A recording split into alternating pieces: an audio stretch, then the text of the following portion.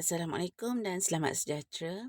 Okey, baiklah. Hari ini kita teruskan dengan pelajaran kita menentukan punca satu persamaan kuadratik. Okey.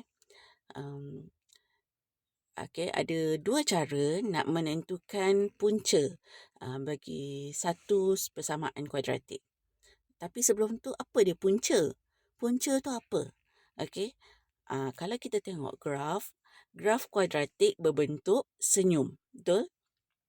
Okey. Kejap ya. Okey, kita ada graf. Okey, paksi. Paksi X dan paksi Y. Okey, itu semua orang pun tahu kan? Okey. Okey, kemudian kita ada graf. Okey, graf kuadratik berbentuk senyum. Okey, sekarang graf kuadratik kita menyilang paksi X pada berapa tempat? Okey, pada 2 tempat. 1, 2. Jadi punca dia ada 2. Okey.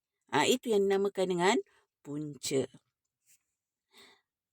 Okey. Kadang-kadang kita dapati bahawa hanya terdapat satu punca. Macam mana yang dikatakan dengan satu punca sahaja? Okey. Satu punca berlaku apabila graf kita menyentuh paksi X pada satu tempat sahaja. Okey.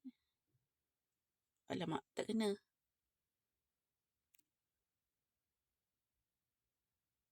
Okey. So, dia kena pada satu tempat sahaja.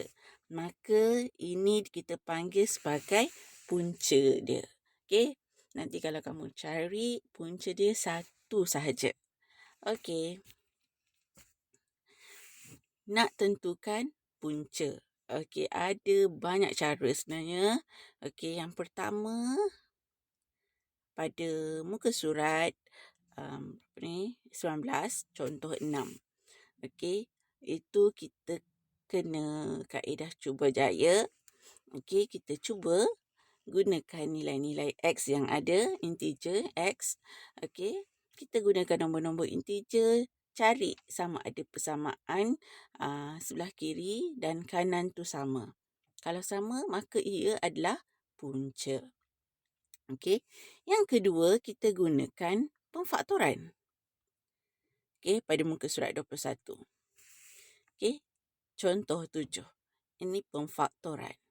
Okey, jadi kita dah belajar pada tingkatan yang lalu pemfaktoran. Ada berapa jenis pemfaktoran? Kita kena tahu. Okey. Tapi dalam kaedah ini kuadratik X kuasa 2. Jadi biasanya kita gunakan pemfaktoran, contohnya. Okey. Tengok soalan A. X kuasa 2 tolak 5X tambah 6 sama dengan 0. So, kita faktorkan. Kalau tak boleh terus buat dalam kurungan, kita kena buat macam ni. Okey. X kuasa 2 tolak 5X tambah 6. Okey. Ini X darab X. 6. 3 darab 2. Okey.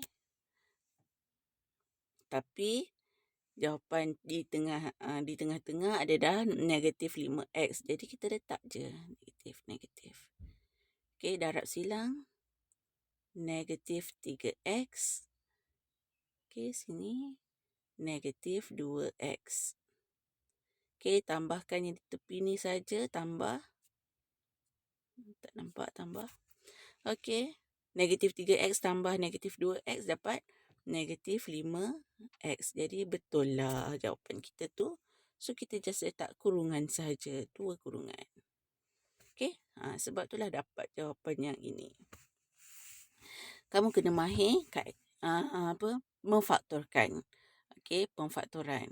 Kamu mahir. Okey. Kemudian barulah kita tahu bahawa X tolak 3 sama dengan 0. Okey, sorry, tak payah letak. So, X tolak 3 sama dengan 0. Maka kita dapat X sama dengan 3. Okey. Itu satu. Kemudian lagi satu.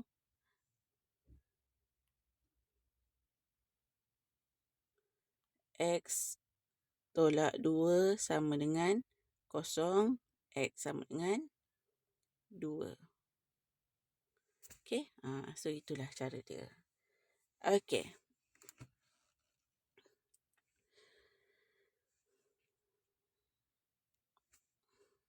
Selain daripada itu juga, kita boleh guna kalkulator untuk memfaktorkan. Okey. Tengok. Ini cara menggunakan kalkulator. Okey. Kamu boleh explore sendiri. Bagaimana cara menggunakan kalkulator. Okey. Gunakan kalkulator untuk menyelesaikan contoh 7.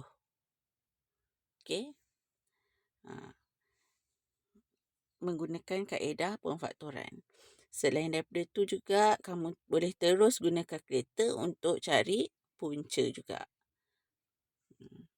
Pun sama juga pada muka surat 19. Okey, itu. So, hari ni just buat nota. Cuba fahamkan macam mana nak cari punca persamaan kuadratik. Okey. Sebentar lagi saya akan beri kamu nota juga contoh-contoh jalan pengiraan bagaimana mencari punca persamaan kuadratik. Okey. Sampai di sini sahaja. Okey, Assalamualaikum dan semoga kita semua berada dalam keadaan sihat dan dapat berjumpa lagi. Okey, Assalamualaikum.